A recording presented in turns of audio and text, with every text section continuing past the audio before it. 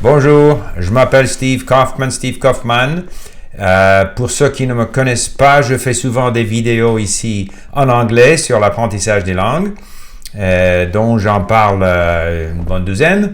Et j'avais promis de faire des vidéos en langue autre que l'anglais, et donc je commence avec le français. J'ai écrit un article sur mon blog, vous verrez le lien dans la description, qui traite un peu le même sujet que je vais aborder dans cette vidéo. Et c'est la motivation dans l'apprentissage des langues. Et surtout, je vais faire référence à 3 questions qui ont été posées dans une vidéo dans la série TED, TED, par un certain professeur Scott Geller. Et il dit que en ce qui concerne ce qu'il appelle self-motivation, c'est-à-dire l'automotivation, il y a 3 questions qu'il faut se poser. Première, et je crois que cela a beaucoup de rélevance, ça s'applique très très bien à l'apprentissage des langues. Première question, est-ce que je suis capable de le faire?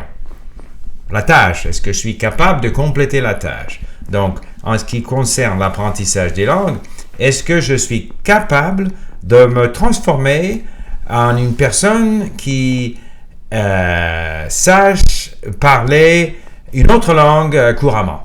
C'est la question. Et je dois avouer qu'avant que j'ai appris le français, jusqu'à un niveau, je dirais, plus ou moins convenable, je n'avais pas cette confiance parce que je ne l'avais pas déjà fait. Mais je dois dire qu'après avoir appris le français, j'avais cette confiance, je savais que je pouvais le faire, et quand il me fallait apprendre le chinois parce que c'était mon travail chez le gouvernement canadien, j'étais tout à fait confiant que je pouvais le faire. Et je crois que pour ceux qui n'ont jamais appris une autre langue, il faut accepter le fait qu'on puisse le faire. Il faut, comme on dit en anglais, il faut se donner le bénéfice du doute.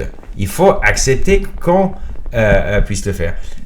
Parce que si, pour n'importe quelle tâche, n'importe quel but qu'on se donne, que ce soit un voyage, si on ne croit pas qu'on va arriver à notre destination, vaut mieux ne pas entreprendre le voyage.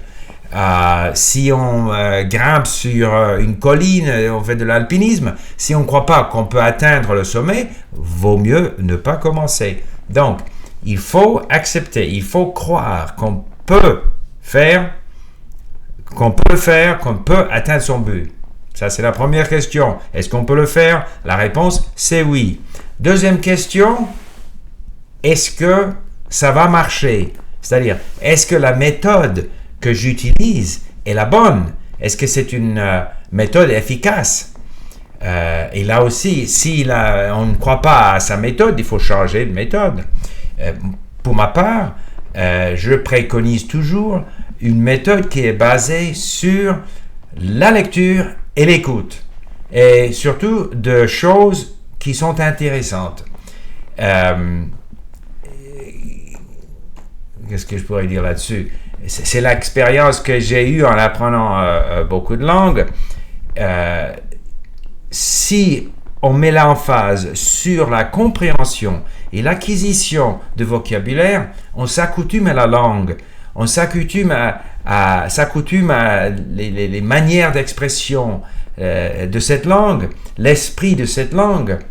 Et comme a dit Montaigne, parce que je venais d'écouter les essais de Montaigne lus par Michel Piccoli, et c'est très très bien. Et à un moment donné, Montaigne, il raconte, c'est dans la section sur l'institution des enfants, et il dit, il cite Sénèque qui dit, si les choses, je cite par mémoire, si les choses ont bien pénétré l'esprit, les mots foisonnent.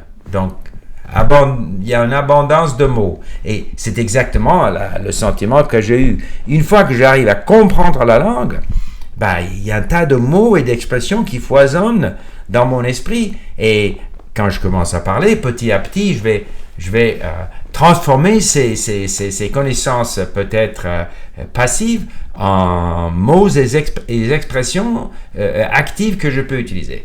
Donc, ça, c'est ma méthode à moi, mais il faut que chacun choisisse une méthode qui convient à lui ou à elle. Il y a des gens qui veulent parler dès le début. Pour moi, ça n'a aucun sens parce que je ne veux parler que quand j'ai assez de mots pour m'exprimer et quand je peux comprendre ce que dit l'autre. Mais à chacun de choisir. Donc, il faut répondre oui, ça va marcher. La méthode, c'est la bonne. Puis la troisième question, est-ce que ça en vaut la peine? Là aussi, parce que apprendre une langue, ça prend du temps, ça prend beaucoup d'efforts. Au début, on a des contenus peu intéressants, c'est difficile, il y a un tas de mots qu'on doit apprendre et oublier. Quand on commence à parler, on fait beaucoup de fautes et tout ça. Alors, pourquoi infliger toutes ces peines si ça n'en vaut pas la peine? Donc, il faut être convaincu que ça en vaut la peine. Et dans mon cas, évidemment, ça vaut la peine.